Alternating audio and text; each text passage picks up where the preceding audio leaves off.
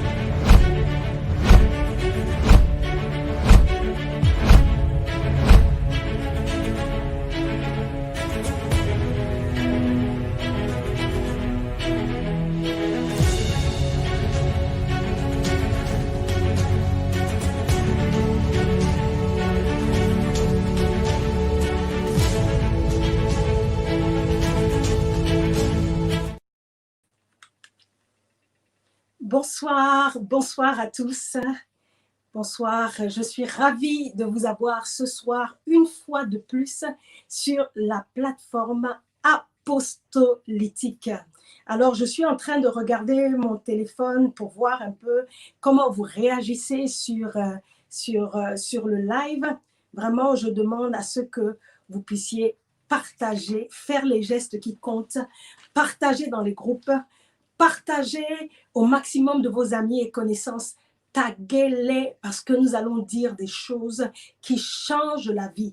Je vais dire ce soir des choses qui activent les destins et qui réactivent les destins qui étaient latents et endormis. Alléluia. Partagez, j'aimerais vous montrer encore comment partager dans les groupes. Alors, vous avez ici, regardez avec moi, ici en bas, vous avez l'option partager. Quand vous êtes sur le live, vous cliquez ici, partager. Et ça vous emmène dans les groupes, partager dans les groupes. Et vous cliquez sur tous les groupes qui s'alignent. C'est important, nous avons compris avec le prophète Doski, le touch and see. Nous avons compris cette nouvelle façon d'évangéliser qui est exponentielle et qui est efficace et qui nous envoie vers le monde. Il est important que vous puissiez répondre à la grande commission qui est d'aller par tout le monde. Peut-être que vous ne pouvez pas prêcher, mais en cliquant, vous pouvez, moi, me pousser à atteindre les extrémités de la terre. Deuxièmement, il est important de comprendre que si vous voulez vous connecter à mon onction, à la grâce que Dieu a mise sur moi, il est important que vous honoriez l'onction, que vous honoriez la personne que je suis en cliquant et en faisant des commentaires. Autre chose aussi, pour que le live ne soit pas signalé, prière de mettre des cœurs et des j'aime tout au long du live. Je compte sur vous, je compte sur les hommes et les femmes spirituelles que vous êtes, non pas ceux-là qui montent pour leur ventre, qui montent pour leurs propres intérêts, mais ceux-là qui montent pour les intérêts du royaume, qui s'engagent pour les intérêts du royaume. Alors, ce soir, je vais m'entretenir avec vous sur le thème « Les rois des montagnes ». Les rois des montagnes. Alors, nous allons d'abord prier pendant quelques instants avant de commencer ce live.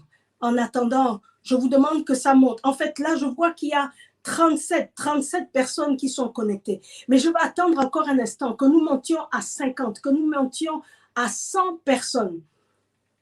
39 personnes. 39 personnes. Non, ce n'est pas bon. On peut encore monter. Que quelqu'un dise « je monte ». Bienvenue à tous. Que quelqu'un dise « je monte ». Ça monte à 42. Nous devons monter à 100, à 150. Come on. Je compte sur les hommes et les femmes qui n'attendent pas que les choses arrivent, mais qui font que les choses arrivent. Faisons que des hommes et des femmes soient positivement impactés. Faisons que des hommes et des femmes deviennent apostolitiques maintenant. Faisons que des hommes et des femmes puissent se construire. Dieu nous envoie pour faire des disciples. J'attends encore. On est à 45 personnes. Que ça monte. Ceux qui étaient connectés hier comprennent le langage des hommes spirituels. Monte. Il y a un bruit qui nous introduit dans une ère d'ascension. J'aimerais que vous partagiez. Je ne vois pas encore les groupes dans lesquels vous avez partagé. J'aimerais que si vous partagez, vous m'écrivez, je partage dans 10 groupes. J'ai partagé dans 5 groupes. J'ai partagé dans 20 groupes. Écrivez-le maintenant. Ça a encore baissé 38 personnes. Non, je ne vois pas vos j'aime et vos likes. J'attends que nous puissions faire ce qui compte. Voyez-vous, pour ceux qui sont des habitués de mes plateformes, vous savez que je ne fais pas la promotion d'un christianisme égoïste, mais plutôt d'un christianisme altruiste, tourné vers l'autre, tourné vers l'intérêt général. Alors, je vous demande encore de monter, que ça monte. On n'est même pas encore à 50. Est-ce que c'est bien comme ça? Non, c'est pas bien comme ça. Faites que le volume monte maintenant. Que quelqu'un dise « je monte ». Nous ne devons pas être de ces hommes et de ces femmes qui avons l'art simplement de monter en émotion, en colère, de monter dans des mauvais sentiments de jalousie et de haine, mais nous devons être des gens qui montons dans l'impact christique. Que quelqu'un dise je monte et partage encore. Je ne vois pas écrit j'ai partagé dans 15 groupes, j'ai partagé dans 50 groupes. C'est possible, partager dans les groupes, j'attends. Il n'y a même pas encore 50 personnes. Alors j'attends. Ce live, c'est 1h30. Je ne vais pas faire 1h30, mais j'attends. Je vous prie de partager encore. Je vous prie de partager encore. Que ça monte. Faites que le baromètre de participation puisse monter. Puisse monter. Non, j'attends. Je m'installe, j'attends. J'attends. On est à 42 personnes. Que ça monte encore. Je ne vois qu'une seule personne qui a écrit « J'ai partagé dans 15 groupes ». Oh, gloire à Dieu, sois béni. Révérend Francis Pambou, sois béni. Ministre Jude Lépania, dans 15 groupes, dans 11 groupes. Alléluia. Continuez à partager. Comment on peut le faire? Yeah, nous sommes nés pour un temps comme celui-ci, pour faire un monde de différence. Ton clic peut faire la différence. Ton partage fait la différence. Et notre évangile n'est pas simplement un discours, mais c'est plus qu'un discours, c'est des actes. La Bible dit que notre foi, nous la démontrons par nos œuvres et non pas seulement par le discours. Alléluia. Comment? Que ça monte encore, que ça monte, que ça monte, que ça monte, que ça monte, que ça monte, que ça monte, que ça monte. Nous sommes à 47 personnes. J'attends que ça monte à 100. Encore quelques minutes. Il y a encore quelqu'un qui m'a dit j'ai partagé dans 9 groupes. Non, nous ne sommes pas des lâcheurs. Nous sommes des personnes déterminées et persévérantes. Et ce soir, je persévère dans l'effort et je vous emmène à persévérer dans cet effort qui consiste à partager. Comment? Que ça monte encore. On est à 45 personnes. Que ça monte encore. Comment? Vous pouvez le faire. Je compte sur vous. Sandrine Lalo, merci. Elle a partagé dans 15 groupes. Que ça monte, que ça monte, que ça monte, que ça monte encore. Comment? Comment? Comment?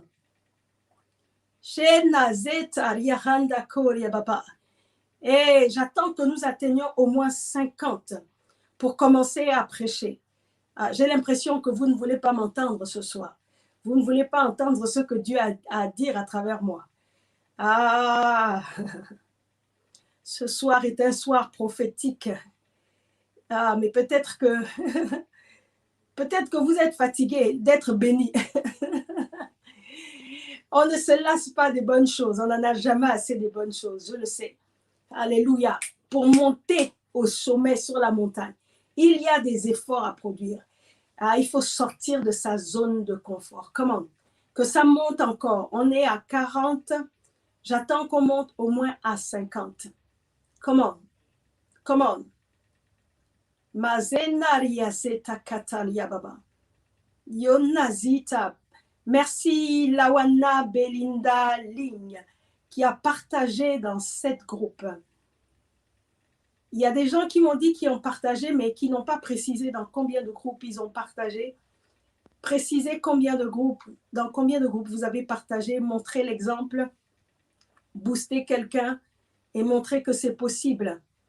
Oh, il y a Sandrine qui dit on veut encore. J'ai l'impression que tu es la seule à vraiment vouloir. Comment? Non, si vous êtes là, c'est que vous voulez vraiment. Comment? Que ça monte à 50, que ça monte à 50. À 50, je vais commencer à parler. Je vais commencer à parler. Donc, ça dépend de vous. La balle est dans votre camp. Un clic, ça ne va pas paralyser ton doigt. Un clic, ça ne va pas rendre malade ton doigt. Un clic, ça ne va pas couper ton doigt. Donc, clique simplement. Fais les gestes qui comptent. Alléluia. Taguez quelqu'un, taguez les gens de CRN. Taguez-les. My God, chez Zatal, on est à 50. Je veux que ça monte encore. Sitaria, Namahandaria, Sekataria, Shenaria Baba. Il va y avoir une performance de l'Esprit de Dieu. Bravo, ça monte encore à 55. On peut monter encore jusqu'à 157. Dieu est avec nous. Il va y avoir une performance de l'Esprit de Dieu. Dieu va vous rencontrer à l'endroit même de vos besoins. Et Dieu va aller vous chercher. Il y a quelqu'un qui a, oh merci Dorcas, choix de Dieu, dans 50 groupes. Partagez encore. Nous sommes nés pour un temps comme celui-ci, pour impacter notre génération.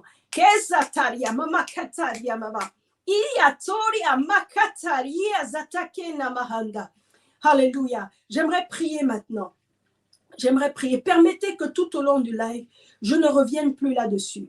Je ne vous demande plus de partager. Je ne vous demande plus de liker. Je compte sur vous, vraiment, pour continuer à partager et à liker et à mettre des j'aime afin que ce live ne soit pas signalé. Est-ce que nous pouvons prier maintenant? Éternel, notre Dieu, nous te bénissons pour ce rendez-vous apostolique. Nous croyons, Éternel, que tu nous as appelés pour un mandat divin qui nous envoie vers notre génération, qui nous envoie vers les nations, qui nous envoie depuis une position d'élévation et de domination, qui nous envoie dans la cité, qui nous envoie dans la société. Éternel mon Dieu, parce que nous ne pouvons pas être plus grands que ce que nous savons et connaissons, que ce live distille en nous, inocule en nous un nouveau savoir, qui nous confère un nouveau pouvoir. Seigneur, une connaissance supérieure. Seigneur, qui nous donne la prééminence dans notre génération parmi nos contemporains. Qu'il en soit ainsi et pas autrement dans le nom de Jésus. Qu'il y ait un déploiement angélique, Seigneur, dans la vie, Seigneur, de chaque personne connectée. Seigneur, qu'il y ait, Seigneur, une localisation. Seigneur, de tout cela qui partage, qui like, qui commente, qu'il soit localisé par l'onction que tu as mis dans ma vie, qu'il soit localisé par les grâces que tu as mises dans ma vie. Seigneur, qu'il soit, Éternel, touché, délivré. Seigneur, béni, rendu prospère par la grâce que tu as déposée dans ma vie. Au nom de Jésus-Christ de Nazareth, que ce live compte dans nos vies, qu'il compte dans nos églises, qu'il compte dans nos familles et qu'il fasse également la différence, Seigneur mon Dieu, dans nos villes et dans nos nations et dans toute la francophonie, particulièrement, et dans le monde, qu'il en soit ainsi et pas autrement au nom de Jésus. Amen. Amen. Alléluia. Alors, j'aimerais d'abord lire les versets sur lesquels je vais me baser ce soir, notamment Genèse 1. La Bible dit que Dieu créa l'homme et la femme et qu'il les a appelés à dominer. D'abord à être féconds, à se multiplier, à remplir la terre, puis à dominer. Le psaume 37:2 nous parle encore un peu plus de la nature divine que Dieu nous a conférée. Le psaume 37:2 dit « J'avais dit, vous êtes des dieux, mais vous mourrez comme des princes quelconques. » Et c'est l'Ecclésiaste qui parlait en disant qu'il a observé un phénomène sur la terre, qu'il a vu des princes marcher et des esclaves monter sur des chevaux. J'aimerais dire à ceux qui m'écoutent ce soir, que nous avons un appel à la royauté. Nous avons un appel à la régner. J'aimerais que tu écrives, c'est ma destinée, c'est mon destin, c'est ma finalité. Je ne sais pas quel est le format que tu as en ce moment. Je ne sais pas ce que tu expérimentes en ce moment, mais j'aimerais que tu réalises que tu as été appelé au règne. La Bible nous dit dans 1 Pierre 2:9 que nous sommes un sacerdoce royal. 1 Pierre 2:9 dit une race élue. Dans Apocalypse 5:10, la Bible dit que nous sommes un sacerdoce royal. En fait, la parole de Dieu met l'emphase sur l'ADN royal qui est le nôtre. Si tu es un enfant de Dieu, j'aimerais que tu saches que tu as un ADN royal. Tu es appelé à la supériorité. Tu es appelé à l'élévation. Et tu ne dois pas ambitionner moins que l'élévation. À cette identité en Christ est attaché le mandat de domination que nous retrouvons dans Genèse 1:26. Ceci afin d'accomplir pleinement notre mandat. Dieu nous donne une position à partir de laquelle nous pouvons dominer.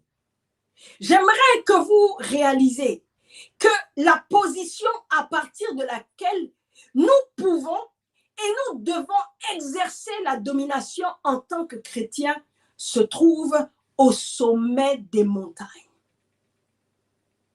La Bible dit qu'ils sont beaux sur les montagnes, les pieds de ceux qui annoncent la bonne nouvelle. C'est donc à partir du sommet des montagnes que nous devons à la fois régner et annoncer la bonne nouvelle. Notez Ésaïe 52:7. C'est à partir du sommet des montagnes. Nous pouvons comprendre donc par là que chacun d'entre nous a une montagne sur laquelle il doit monter, a une montagne qu'il doit gravir, afin que du sommet de sa montagne, il puisse annoncer la bonne nouvelle, il puisse influencer la société. Nous sommes tous porteurs d'un ADN spécifique, avec des attitudes et des talents spécifiques. Donc, chacun a sa montagne. Et à l'instar de notre ADN, notre destinée est unique. J'aimerais que tu écrives « Ma destinée est unique ». Donc, ta montagne aussi est unique. Notre devoir à tous, les rois et les reines que nous sommes, puisque nous sommes un royaume, c'est de trouver la montagne à laquelle Dieu nous a destinés. Écoutez les amis, chers frères et sœurs en Christ et distingués invités, il y a tout un champ lexical dans la Bible qui nous parle des montagnes. Je ne peux même plus compter le nombre de fois où le mot montagne est écrit dans la Bible. C'est à partir du mont Sinaï, de la montagne, que Dieu se révélait à son peuple dans l'Ancien Testament. Jésus montait constamment sur la montagne pour prier. D'ailleurs, non seulement il montait pour prier, mais il est mort aussi sur une montagne, le mont Golgotha. J'aimerais donc dire à quelqu'un que la montagne n'est pas un obstacle.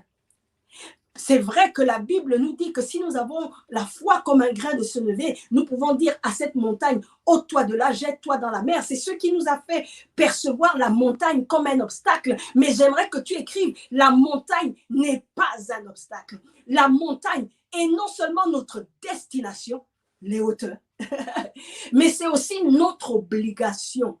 Je veux reciter ce verset des Saintes Écritures qui dit « qui sont beaux sur les montagnes ». Nous avons un appel à monter, à arriver sur la montagne et à demeurer sur la montagne. Ça veut dire que Dieu considère que la montagne, elle est franchissable. Laissez-moi fabriquer mon mot. La montagne, elle est montable. Hier, l'évêque Ondoa nous a parlé de monter. Et en effet, sans que nous ne nous soyons concertés, le Saint-Esprit a un même message en ce moment. Et il a dit dans son message que nous devons monter. Il y a un bruit qui annonce l'ère de l'élévation et l'ère de l'ascension. Nous sommes, quelle heure est-il? Nous sommes à l'heure apostolique. Que quelqu'un dise c'est l'heure apostolique, une heure d'élévation. C'est vrai que cette ascension n'est pas facile. Cette montagne, ta montagne, tu dois la gravir. Mais nous devons prendre cet appel à nous élever comme un défi à relever pour nous élever. Écoutez, les pierres qu'on te lance, tu peux le prendre comme un problème, mais tu peux aussi le prendre comme une solution. Au lieu de les prendre comme un problème, les prendre comme des steps, en anglais on dit stepping stone, des marches pour ton ascension. Parce que tout est question de perspective. de spectre à travers lequel tu analyses les situations. Des lunettes à travers lesquelles tu analyses les situations. Est-ce que tu les analyses avec les lunettes de tes problèmes? J'aimerais dire à quelqu'un que le problème n'est pas le problème. Mais le problème peut être la réaction que tu as face au problème. L'ascension de la montagne n'est pas un problème, mais une opportunité de changer de position. Que quelqu'un dise, j'ai une montagne. Et parce que j'ai une montagne, écris-le, je changerai de position. L'ascension de ta montagne est une opportunité unique, valorisante, que Dieu te donne pour être un roi, une reine, pour régner, pour la domination. My God. Et écoutez, il y a un adage populaire qui dit que le plus important, c'est de participer. On pourrait dire que le plus important, ici dans le contexte des montagnes, que le plus important est d'arriver au sommet.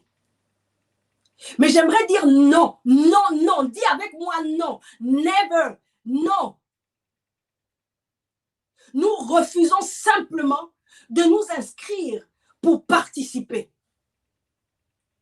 Le but ici, ce n'est pas simplement de soutenir notre parent, notre région par la géopolitique, de respecter les quotas que nous impose la société. Le plus important, ce n'est pas d'être participant ou des figurants. J'aimerais que tu écrives, je refuse d'être un figurant. Je refuse d'être simplement un récepteur. Je veux être un émetteur. Nous refusons d'être simplement des accompagnateurs. Oh les amis, nous ne sommes pas nés pour accompagner les autres. Nous sommes nés pour être accompagnés. David pouvait dire dans le psaume 23, le bonheur et la grâce m'accompagneront jusqu'à la fin de mes jours et j'habiterai dans la maison de l'Éternel jusqu'à la fin de mes jours. Il y a une notion de durabilité et non pas d'un statut locatif. Nous ne serons pas simplement des locataires dans les maisons d'autrui. La Bible dit nous construirons des maisons et nous les habiterons. Mais nous aurons nos propres maisons. Je proclame et je prophétise que tu deviens propriétaire et que tu sors du statut d'héberger. Nous ne voulons pas simplement être hébergés dans des serveurs, mais nous voulons créer nos propres serveurs qui vont héberger d'autres. Nous ne serons pas et nous refusons d'être seulement des clients dans les banques d'autrui. Mais nous voulons et nous sommes déterminés à avoir maintenant nos propres banques et nos propres systèmes financiers. Nous refusons d'être de ceux-là qui emmènent leurs enfants dans des écoles, des collèges, des universités, qui imposent le libertinage sexuel et qui sont le terreau de la rébellion aux parents ou de la destruction, de la déstructuration de la famille. Mais nous disons que désormais nous voulons être des acteurs.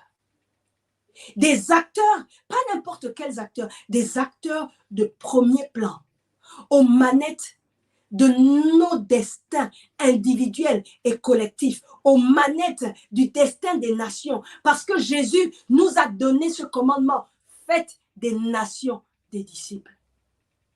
My God, il y a un intérêt à être au sommet.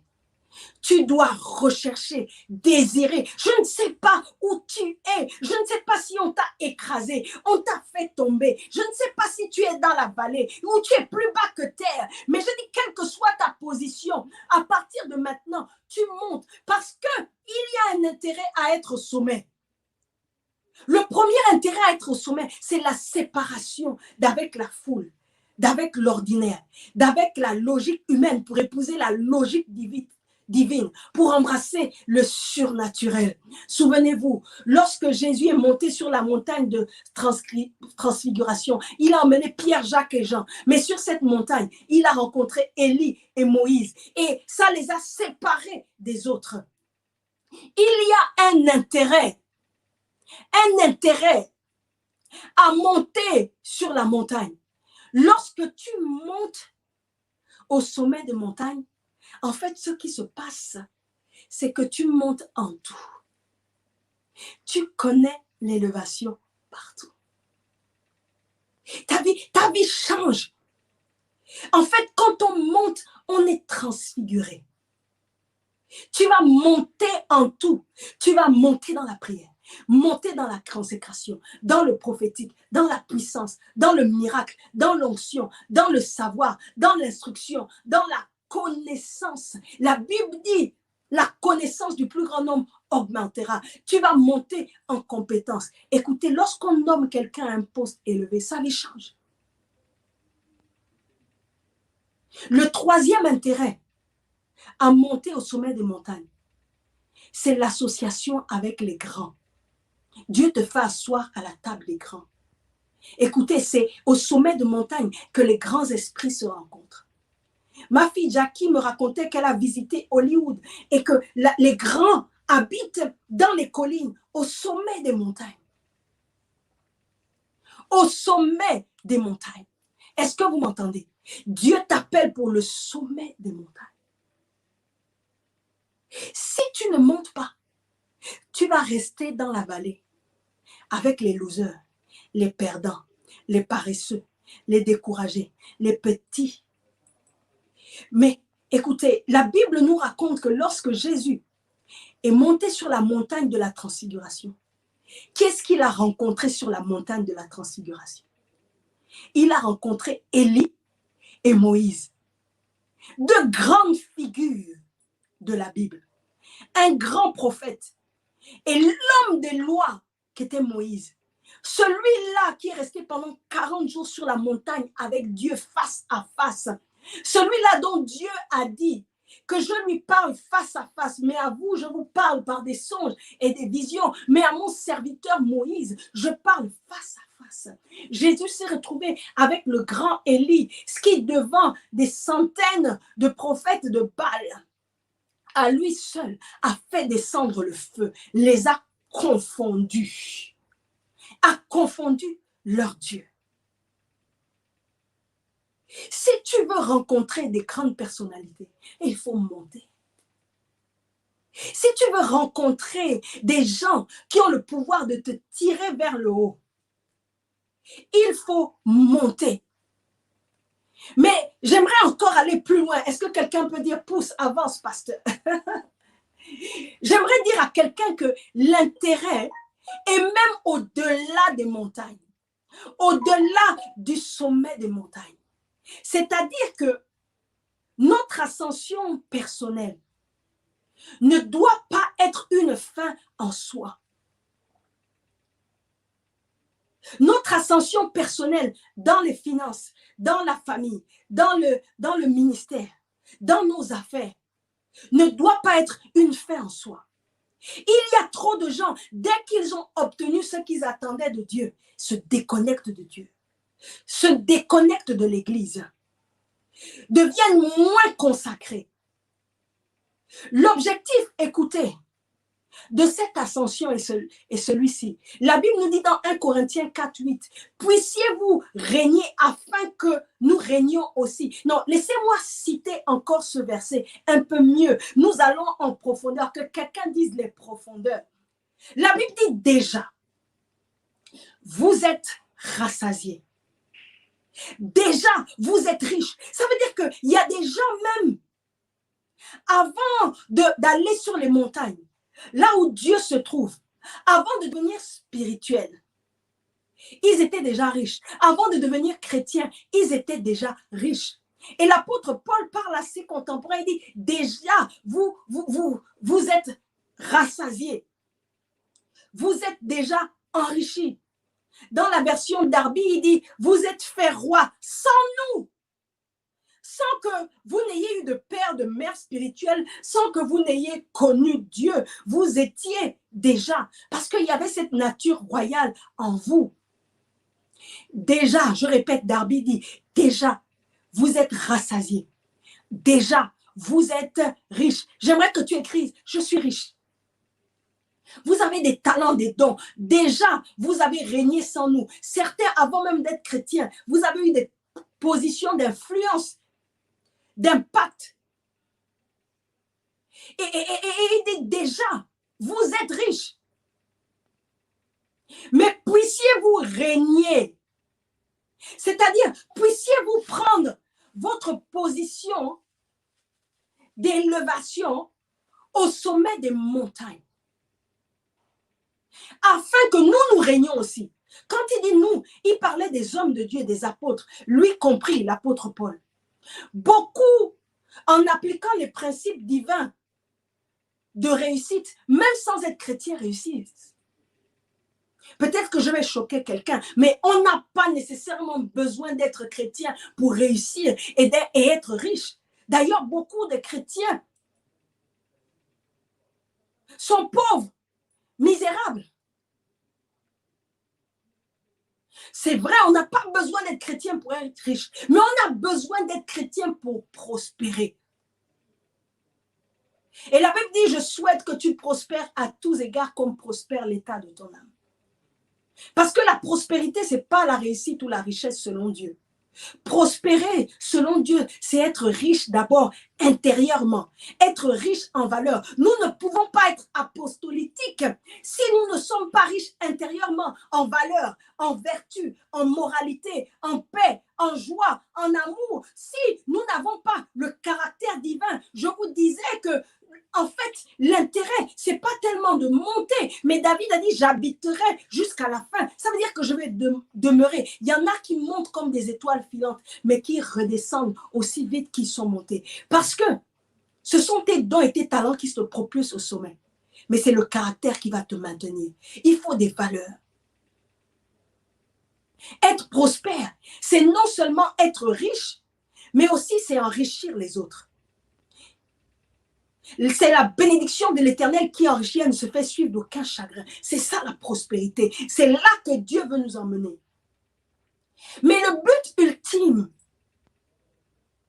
le but pour lequel Dieu veut qu'on arrive au sommet, ce n'est pas votre propre intérêt, c'est même pas votre montagne, c'est plus que votre montagne. Que quelqu'un dise, c'est plus que ma montagne. Ésaïe 2, verset 2, dit que la montagne de l'Éternel s'élèvera au-dessus des autres montagnes. Il arrivera, dit la Bible dans la version Louis II. Écoutez-moi bien, il arrivera dans la suite des temps que la montagne de la maison de l'Éternel. Écoutez, on nous parle de la maison, donc ce n'est pas de l'individualisme. Tu dois faire partie de la maison, de la famille chrétienne. La montagne de la maison de l'Éternel s'élèvera au-dessus des collines. Et toutes les nations y afflueront. S'élèvera au-dessus des autres montagnes. La version Martin Bible dit, or il arrivera au dernier jour que la montagne de la maison de l'Éternel sera affermie au sommet des montagnes et qu'elle sera élevée par-dessus. Ça veut dire qu'il y a une autre dimension supérieure au-dessus de ta dimension la plus élevée, toi en tant qu'être humain. Il y a une élévation plus grande que l'élévation que tu peux connaître par ton humanité. Il y a l'élévation que tu peux connaître par la divinité. La Bible dit l'Éternel sera établi au sommet des montagnes et au-dessus des autres collines. Et toutes les nations y afflueront. Je crois que ça doit nous refaire penser l'évangélisation. N'est-il pas possible que la raison pour laquelle les nations n'affluent pas, les gens ne viennent pas à l'église, ne viennent pas dans la maison de l'Éternel, c'est parce que nous ne sommes pas au sommet des montagnes. C'est parce que nous ne sommes pas élevés. La Bible dit, lorsque le Fils de l'homme sera élevé, il attirera les hommes de la terre vers lui. Je fais une analogie. La Bible ne dit pas lorsque le Fils de Dieu, mais lorsque le Fils de l'homme. Ça veut dire que toi qui es fils de l'homme, est-ce que tu es fils de l'homme? Si tu es fils de l'homme, écris, je suis fils de l'homme. Lorsque tu seras élevé, les gens vont être attirés. Nous allons impacter et influencer la société. La société regardera à nous, écoutera la sagesse qui émane de l'Église, écoutera le conseil et l'intelligence qui qui émanent de l'Église, écoutera les propositions de loi qui sont faites par les chrétiens, écoutera la sagesse qui provient des chrétiens. La Bible dit que la sagesse du pauvre est méprisée. La sagesse de celui qui est dans la bassesse, elle est méprisée. Il est temps que tu t'élèves pour qu'on t'écoute dans ta famille. Il est temps que tu t'élèves pour que tu impactes ta famille, pour que tu domines dans ton lieu de travail. Il faut que tu parviennes aux instances de décision pour infléchir les lois, les décisions en faveur des valeurs christiques. C'est ça, en fait. Le but ultime, c'est l'intérêt du royaume. Cherchez premièrement le royaume de Dieu et sa justice, et toute chose sera possible. Le but ultime, c'est que nous devenions riches. Riches pas pour nous-mêmes. Riches pas pour faire une démonstration de richesse. Riches pas pour nous produire seulement sur les réseaux sociaux et montrer qu'on voyage par tout le monde. Le but ultime, c'est que nous devenions riches pour acheter le champ. Oh my God. Riches. Riches pour Dieu.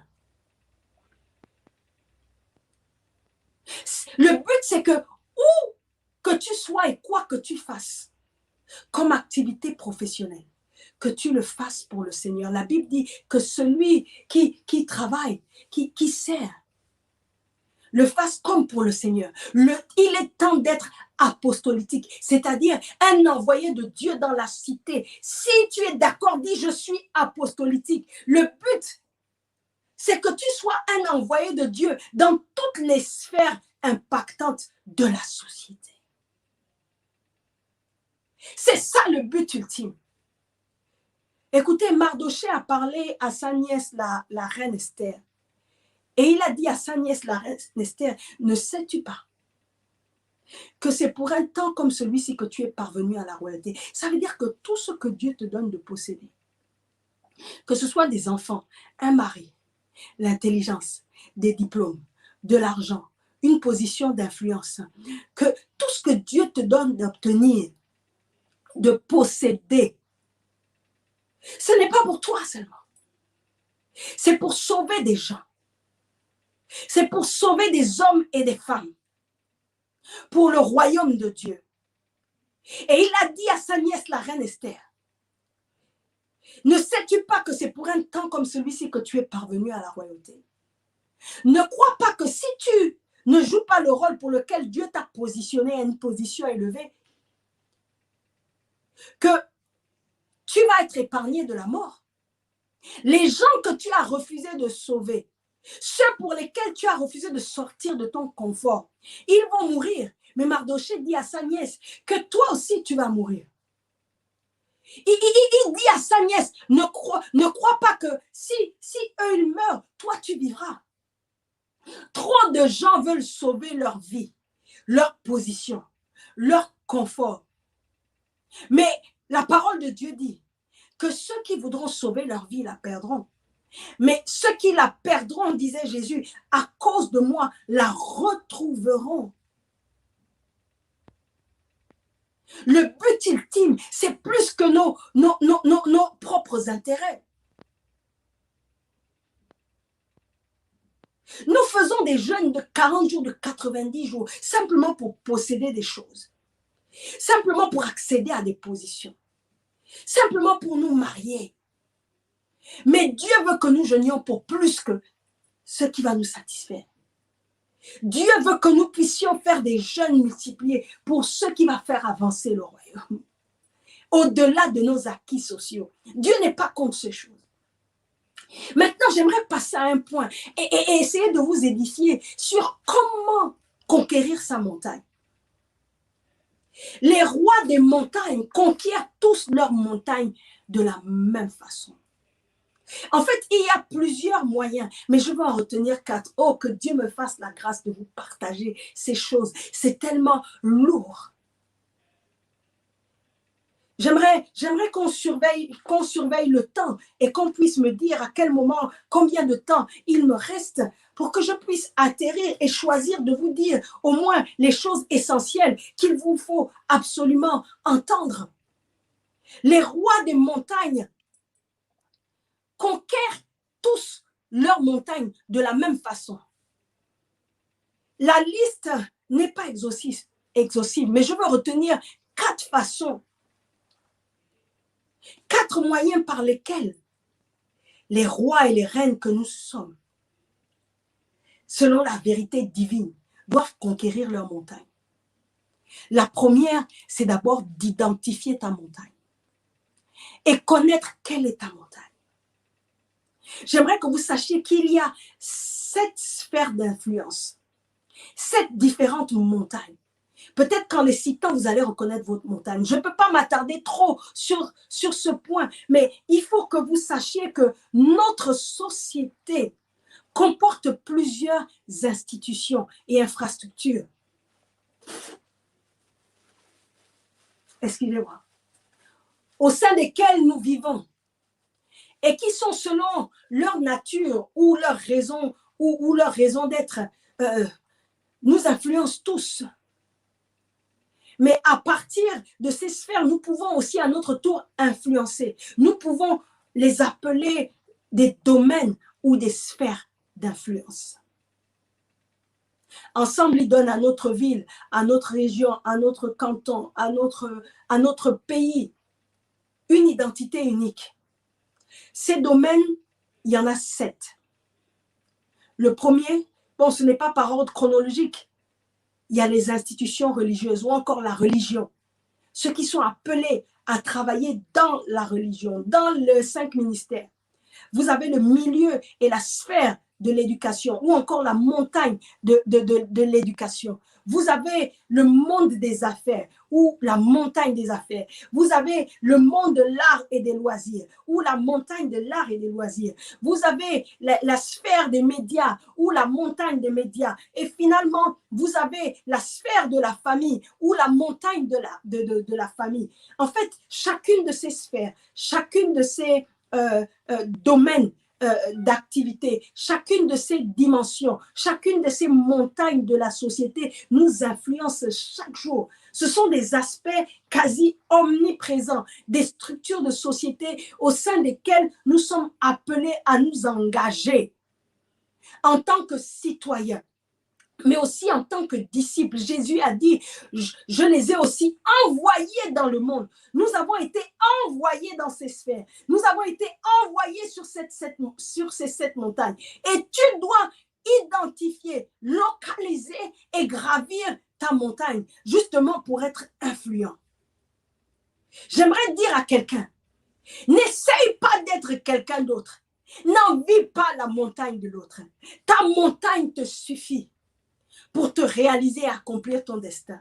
Ta montagne te suffit pour pouvoir à tous tes besoins, pour contribuer à ton plein épanouissement.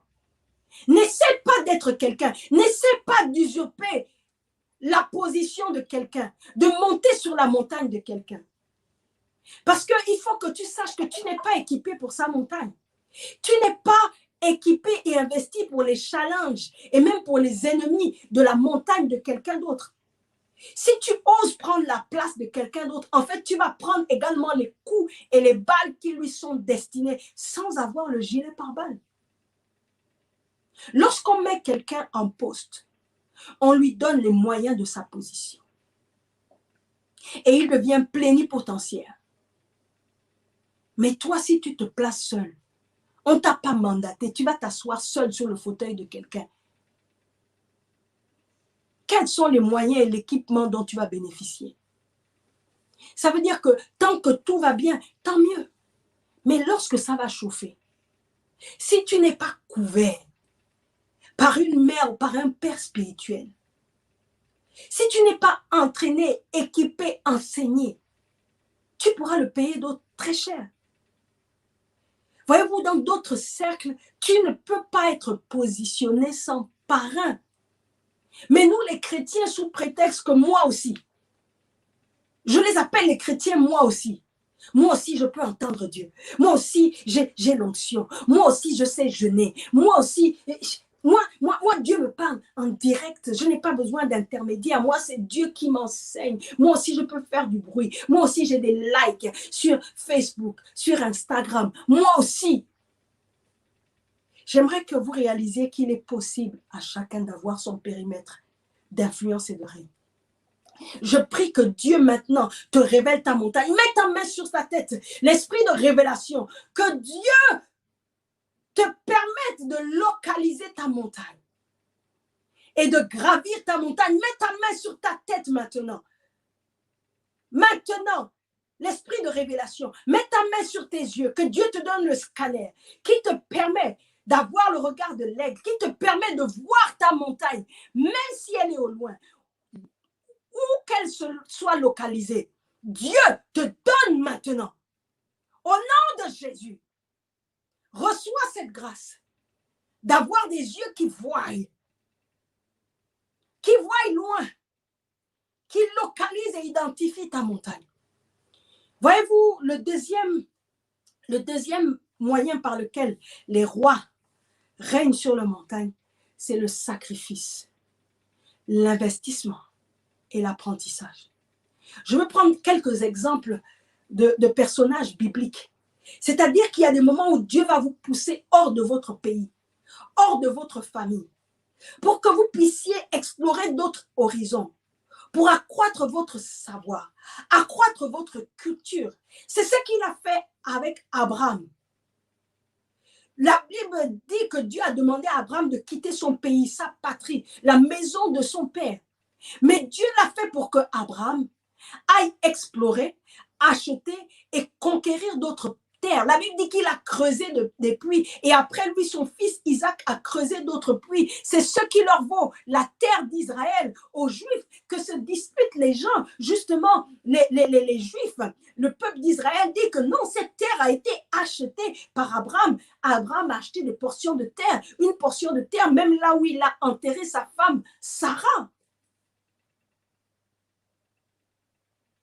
Dieu est sur le point de répandre des personnes dans les nations pour que vous alliez conquérir d'autres territoires. J'aimerais que tu écrives « Envoyé pour conquérir »,« Envoyé pour conquérir ». Il y en a d'autres que Dieu va pousser comme Moïse en Égypte. Dieu va te pousser dans les milieux de pouvoir.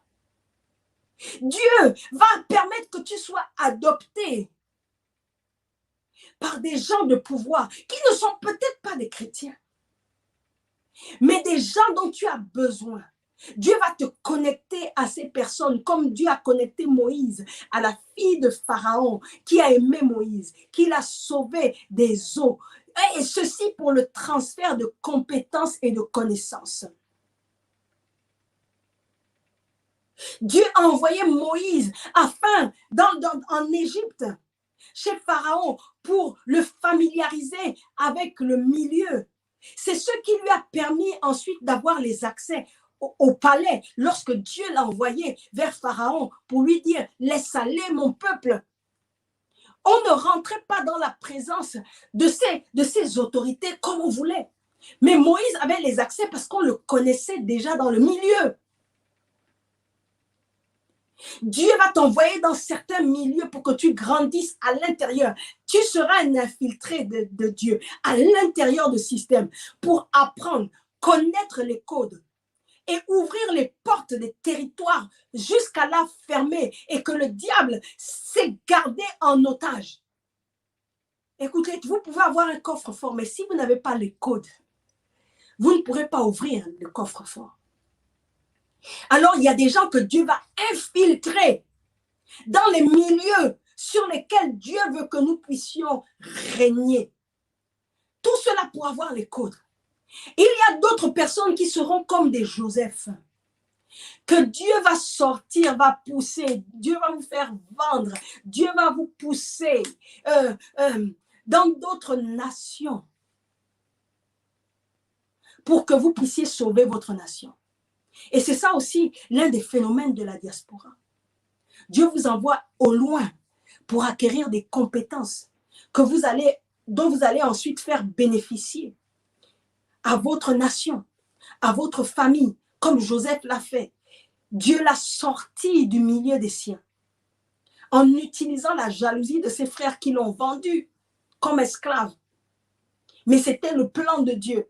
Joseph devait acquérir des compétences, un savoir-faire, non seulement chez Potiphar. Il devait être formé en prison. Il devait accéder à la magistrature presque suprême en étant le premier ministre de l'Égypte.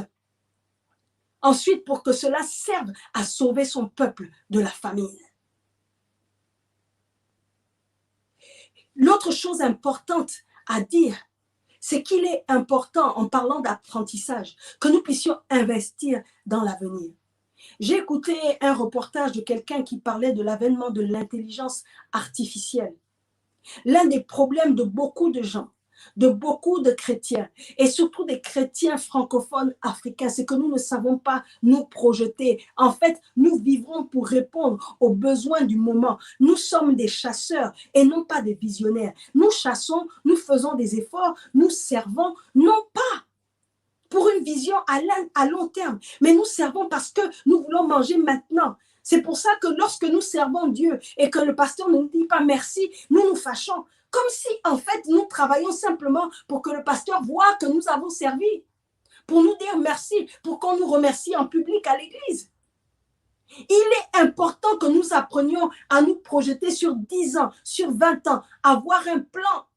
Sur 10 ans, sur 20 ans. Nous savons que notre enfant a peut-être 5 ans, mais dans 10 ans, il en aura 15. Il est important que nous ne pensions pas et nous ne vivions pas au jour le jour, mais que tous les actes que nous posons aujourd'hui, ce soit un investissement pour l'avenir. Et en parlant d'intelligence artificielle, il disait que le risque, c'est que la France risque d'être inféodée aux pays qui sont en avance en matière d'intelligence artificielle, comme les États-Unis, vous voyez, à partir de toute la Silicon Valley, et la Chine. Et il disait que la France risquait d'être sous la dépendance. Un pays développé comme la France et beaucoup de pays européens risquaient d'être sous la dépendance et la domination des États-Unis et de la Chine parce qu'ils sont en avance. Nous sommes dans une ère de l'intelligence artificielle, du digital, de la robotique, du numérique. Il faut que nous puissions également orienter nos enfants, les chrétiens, vers les métiers d'avenir, les métiers de l'intelligence artificielle, que l'Église puisse investir à l'intérieur. Sinon, l'Église va être à la remorque, elle va être larguée, elle va être inféodée, elle va être dominée. Elle ne connaîtra pas d'indépendance. J'écoutais un discours il y a 2 jours du président Macron, c'est concernant l'Europe, et il parlait de développer des aptitudes et des compétences. Il dit, il faut que nous développions nos aptitudes et nos compétences. Vous vous rendez compte, des pays développés qui parlent de développer encore plus. Mais qu'en est-il de ceux qui ne sont pas encore développés? Les rois règnent par l'apprentissage. Tu ne peux pas monter au-dessus de tes connaissances. Tu ne peux pas être plus grand que ce que tu connais. Nous devons investir dans la connaissance. Nous voyons, écoutez, le modèle éthiopien. Je ne suis pas économiste pour vous faire un cours d'économie, mais il faut que je vous ouvre les yeux sur certaines réalités. L'Éthiopie, aujourd'hui, est qualifiée comme, on lui a donné le qualificatif de champion du monde. Des experts lui ont donné ces qualificatifs. Et nous avons tous connu les temps de sécheresse où tous les organismes internationaux humanitaires appelaient le monde à aider l'Éthiopie face à la sécheresse sévère qu'elle connaissait et que les enfants qui mouraient à cause de la sécheresse. Mais aujourd'hui, même encore, il y a quelques années, malgré la sécheresse, la baisse des prix des matières premières, l'Éthiopie a réussi à être le pays à la croissance économique la plus rapide du monde. Et ça, c'est le point qui le dit. Ça a été publié en 2017, cet article. Et en juin 2017, en fait, le Global Economic Prospect de la Banque mondiale a dit que l'Éthiopie, avec 95 millions d'habitants, serait le pays à la croissance économique la plus rapide au monde. En 2017. En fait, estimé à 8,3%, l'augmentation du PIB de ce géant est-africain est 3 fois supérieure à la moyenne mondiale. Le PIB de la moyenne mondiale, c'est 2,7%. Mais celui de l'Éthiopie, c'est plus de 8%. Vous vous rendez compte? L'économie éthiopienne a fait preuve d'une grande résistance. Le temps me manquerait pour vous parler aussi du cas d'école du Rwanda. Nous connaissons tous ce par quoi le Rwanda est passé. Nous connaissons tous ce que le Rwanda a connu de plus macabre qui soit. Mais le Rwanda s'est relevé de ses sentiers battus pour se reconstruire et être un modèle économique de développement. Il est important que nous puissions consentir au sacrifice qu'il faut et investir. On risque d'être inféodé. Le président Macron a dit ceci, je cite, qu'il faut travailler pour un monde qui se recompose compte tenu des systèmes chinois et américains. C'est ce que je vous disais. Le monde dans lequel nous sommes est un monde en reconstruction, un nouveau monde. Le monde a changé et on doit se construire. Il est temps pour moi de vous parler et je crois que je vais terminer avec ça, peut-être. Parce que là, je n'ai abordé que le premier moyen par lequel on devient des rois de montagne. Le premier moyen. Non, c'est le deuxième. J'ai parlé d'identifier sa montagne et ensuite j'ai parlé du sacrifice. J'aimerais vous parler maintenant de la mystique du royaume. J'aimerais que tu écrives la mystique du royaume. Pour devenir roi de sa montagne et demeurer, continuer à régner, être influent sur sa montagne, sur sa sphère d'influence, il faut comprendre les codes, les mystères de la mystique du royaume.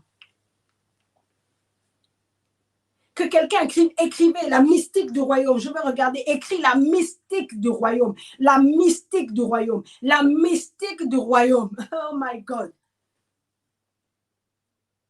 Je suis en train de regarder ce que vous écrivez. Poussez encore. La mystique du royaume. Il est temps de monter et de régner. Oh my God. I want to say to everybody. Je veux dire à l'église et aux chrétiens. Il est temps de régner. Il y a de nouvelles choses. Ça veut dire que nous pouvons commencer une nouvelle vie. Je ne sais pas si ta vie jusqu'ici a été une vie d'esclave, mais je t'annonce que Dieu prévoit que tu puisses revêtir tes vêtements royaux. Est-ce que je parle à quelqu'un ce soir? Tu vas revêtir des vêtements royaux. Dieu va te recouvrir de vêtements royaux. Dieu va mettre sur ta tête une couronne. J'ai dit, le temps est arrivé pour toi de porter une couronne. Le temps est arrivé d'avoir sur ta tête la marque de la distinction, la marque de l'élévation, la marque de la gloire, la marque de la royauté. Comment c'est possible si tu comprends les codes de la mystique du royaume? La mystique du royaume. J'aimerais introduire cette partie en vous disant qu'au sommet, en général, les gens ne sont pas simples. Écrivez ça, les gens ne sont pas simples. La Bible dit que nous devons connaître les gens, non pas selon la chair, mais selon l'esprit. Les gens ne sont pas simples. Vous voyez les gens, mais les gens sont toute une atmosphère spirituelle. Il y a autour de chacune des personnes des esprits.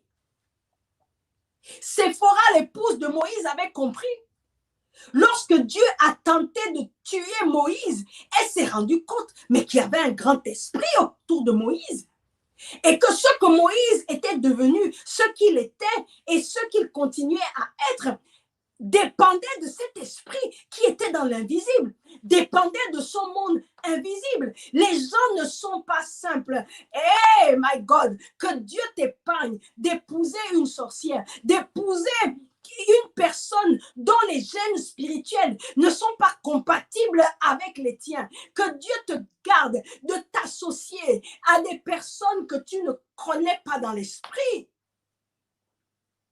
Tout ce qui brille n'est pas de l'or. Les gens ne sont pas simples. Les gens ne sont pas simples parce que consciemment ou inconsciemment, ils travaillent avec des entités invisibles. Ils travaillent avec le monde invisible, consciemment ou inconsciemment. Les gens qui sont dans les lieux élevés, sachez que tous, souvent, ont été positionnés par des esprits ou sont maintenus en position de pouvoir, sont maintenus à leur poste par des esprits qui les ont positionnés, qui les maintiennent et qui les soutiennent. Voilà pourquoi on parle beaucoup dans nos pays de sacrifices qui sont faits. Il y a des dates clés durant lesquelles on fait des sacrifices, des rituels à ciel ouvert. Lorsque je vivais aux États-Unis, on nous parlait de la fête d'Halloween. Ça paraît être simplement des festivités et des paillettes, mais c'est beaucoup plus que cela. C'est-à-dire que les démons se mélangent même aux êtres humains. J'ai vécu une expérience aux États-Unis où on nous racontait l'histoire de ce petit enfant qui, lorsqu'il allait collecter les bonbons, on lui a offert une pomme caramélisée. Mais quand il a croqué cette pomme, dans cette pomme, il y avait des larmes. Le monde dans lequel nous vivons n'est pas simple. Les gens avec lesquels nous vivons n'est pas simple. C'est pas parce que quelqu'un nous sourit que cette personne nous aime. Elle peut nous sourire le jour et nous envoyer des missiles sol la nuit.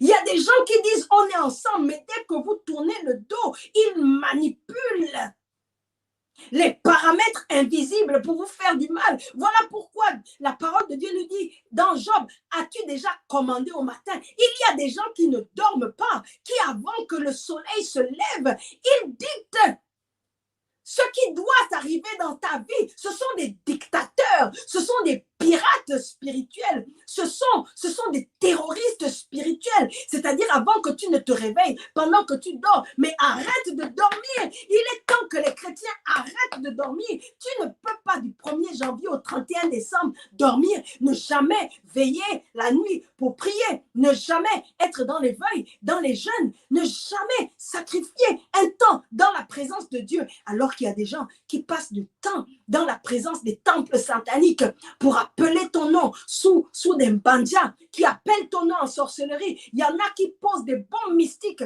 qui t'envoient des fusils nocturnes pendant que tu es en train de dormir. My God, mon ami, prends conscience. Veillez et priez sans cesse. Veillez et priez sans cesse. Il y a des choses qui se passent pendant que nous dormons. Il ne faut plus trop dormir. Il est temps d'être en éveil spirituel. Il est temps d'être un homme et une femme de réveil. Quelqu'un qui perçoit les choses, qui perce le monde invisible pour percer le monde invisible. J'avais une de mes filles qui travaille dans la mode ici. Et je lui ai dit, écoute, il faut que tu fasses attention. Et Dieu m'avait montré, elle est venue dans mon bureau me faire une offrande. Et mes yeux spirituels se sont ouverts. J'ai vu qu'on lui a lancé quelque chose sur son bras et elle l'a ressenti. J'ai donné cette parole de connaissance. Je lui ai dit, attention, le milieu dans lequel tu es, Dieu va t'élever. Mais attention, les gens qui sont autour de toi ne sont pas simples.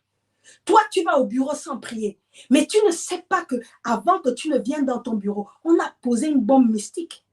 On a posé des mines dans ton bureau. Est-ce que je parle à quelqu'un ce soir? Et il faut savoir que chaque grand a son ganga. Ce sont ces grands-là auxquels nous allons être confronter et que nous allons affronter, qui vont s'opposer à nous, qui vont s'opposer à notre ascension, qui vont s'opposer à notre élévation. Chaque grand a son devin, a son voyant, a son fétiche. Le pouvoir est d'abord spirituel. Écrivez-le, le pouvoir est d'abord spirituel. Tu ne peux pas accéder au pouvoir si tu n'as pas été approuvé et adoubé par les entités invisibles. La Bible dit que rien de ce qui est visible n'a été fait de choses visibles. Si tu es élevé et que ton élévation se voit, que ta gloire se voit, c'est que déjà au ciel, dans le monde invisible, Dieu avait approuvé. Les esprits avaient approuvé ton élévation. Est-ce que je parle à quelqu'un ce soir? Je comprends pourquoi Jésus a dit, assieds-toi à ma droite. Je comprends pourquoi il est écrit, nous sommes assis avec lui dans les lieux célestes, parce que le règne commence d'abord dans l'invisible. Là où tout le monde n'accède pas. Vous savez qu'au sommet des montagnes, il n'y a pas tout le monde, parce qu'il n'y a pas suffisamment de place pour que tout le monde se trouve. Je comprends pourquoi Jésus a dit, on a dit, assieds-toi à ma droite jusqu'à ce que je fasse de tes ennemis ton marchepied. Tu ne peux pas régner sur la terre si tu n'es pas assis dans une position d'autorité, de pouvoir, par la prière, par le jeûne, par la louange, par une vie de sanctification. Si tu n'es pas assis dans les lieux célestes, il faut d'abord être adoubé par les entités invisibles pour régner sur la terre. Vous savez, Job a perdu pied. J'ai pris mon téléphone pour lire vos commentaires parce que là, ça provoque mon onction. Oh my God. Job a perdu pied dans la présence de Dieu. Il était absent de la présence de Dieu.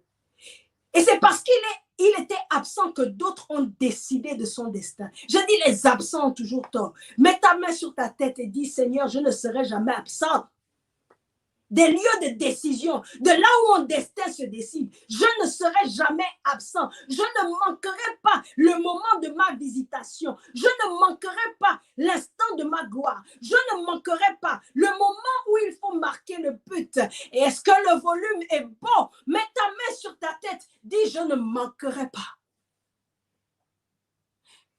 Job était un homme pieux et juste. Mais il était absent au moment où on décidait de son sort. Donc, il y a des diables qui savent quand même parler à Dieu.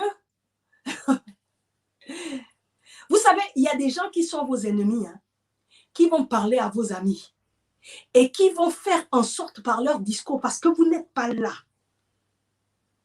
Il y a des femmes, parce que vous êtes absent de la vie de vos maris, parce que vous n'avez pas d'influence, vous n'avez pas d'influence sur eux, vous n'avez pas d'emprise sur eux, vont les influencer et les retourner contre vous. Je ne sais pas si vous avez déjà vécu ça, mais si c'est le cas, mais écrivez déjà vu, déjà vécu. Il y a des gens qui vont aller voir des gens qui vous sont chers, qui sont vos alliés, qui vont commencer à aller leur parler, leur susurrer des choses dans l'oreille pour les retourner contre vous. Mais pourquoi? Mais parce que vous n'êtes pas là. Vous n'avez pas suffisamment marqué leur vie de votre présence. Vous ne les avez pas suffisamment impactés. Vous n'avez pas marqué votre territoire. Vous êtes absent. Ne sois pas absent. Parce qu'il y a des diables. Je vais même dire qu'il y a des hommes diables qui savent parler à Dieu et qui savent avoir l'oreille de Dieu, et qui savent manipuler le monde spirituel ou être présent dans le monde spirituel. Vous allez dire, mais non, moi j'ai confiance en Dieu, Dieu me connaît et je connais ma destinée. Mais mon ami, laisse-moi te dire que les hommes ont le pouvoir de changer, de manipuler, de modifier, de tordre ta destinée à ton désavantage. La Bible ne nous dit-elle pas qu'il y a des hommes qui sont eunuques de naissance et il y en a d'autres qui le sont devenus à cause des hommes. La Bible dit aussi, parce que certains n'ont pas reconnu et reçu Jean le Baptiste, Dieu a annulé les desseins de Dieu, ses desseins à leur égard. Donc si, à cause de certains hommes, ce que Dieu avait prévu faire pour toi peut être annulé. L'Ecclésiaste a en effet décrit cette contradiction. Il a dit ceci, qu'il a vu des gens qui ne méritent pas d'être sur des chevaux, c'est-à-dire des esclaves. Il les a vus monter en position d'autorité et d'influence sur les chevaux. Et ceux qui étaient des princes, être par terre, être en bas. Ceux qui sont des esclaves étaient élevés. N'a-t-on pas vu cette contradiction? Pourquoi les enfants de Dieu sont en bas et ceux qui ne craignent pas Dieu, qui ne louent pas Dieu, qui ne sont pas fidèles à l'Église, qui ne servent pas, sont élevés? Pourquoi? Parce qu'ils ont su poser leurs pieds sur la montagne et gagner le combat de leur montagne. Vous savez quoi? Satan a emmené Jésus sur une haute montagne. Et il a dit, si tu m'adores, je te donne tout ça.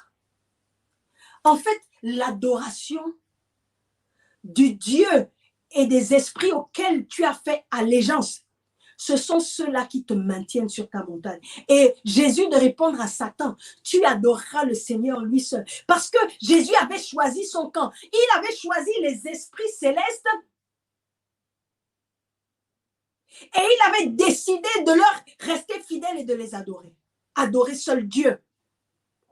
Mais beaucoup d'enfants de Dieu, ils disent qu'ils sont enfants de Dieu, ils sont avec Dieu, ils sont du camp de Dieu, mais ils ne font rien pour satisfaire les esprits du camp de Dieu.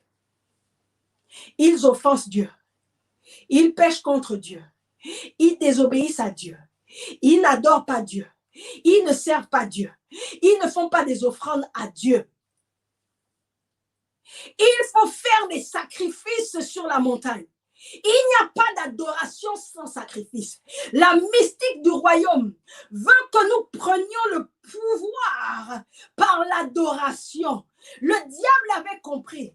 Il savait que s'il emmenait Jésus à adorer les esprits des autres camps, c'est-à-dire lui, il lui donnait de régner sur la montagne du monde. Il a dit, si tu m'adores, je vais te donner tout ça.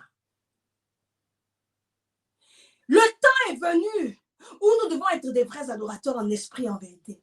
Pas des adorateurs simplement de discours, mais des adorateurs de sacrifice. Des adorateurs qui mettent leur bien, non seulement leur bien sur l'autel, mais aussi leur vie sur l'autel.